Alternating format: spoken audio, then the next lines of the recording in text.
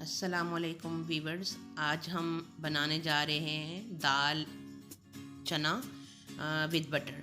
और उसके लिए हमें चाहिए 1.5 कप दाल और उसके साथ हमें एक प्याज चाहिए, बड़ा प्याज। और उसको हम इसमें दाल में डाल के थोड़ा सा बॉईल करके उसके ऊपर से पानी गिरा देंगे। और उसके बाद एक बूटा लहसुन का लेके उसमें गरम मसाला नहीं, ज़ीरा लेंगे और ज़ीरे को थोड़ा सा हम भूनेंगे।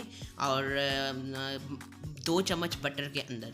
और उसके बाद साथ हम 2 टमाटर डालेंगे और उसको भूनेंगे तो इस शक्ल में हमारे पास आ जाएगा मसाला। और फिर इसमें हम डालेंगे सुर्ख मिर्च और नमक और साथ हल्दी।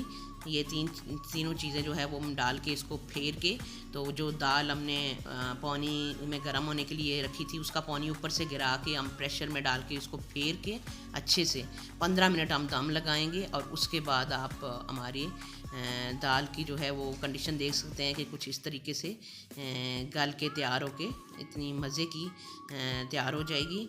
और उसके बाद हम इसको बाउल में निकाल लेंगे। और उसके बाद हम इसमें आखिर पे बटर की 1 चम्मच डालेंगे। और ये देखें हमारी कितनी मज़े की दाल जो है दाल चना विद बटर तैयार हो गई। बहुत शुक्रिया, दुआओं में याद रखिए। अल्लाह हाफिज़।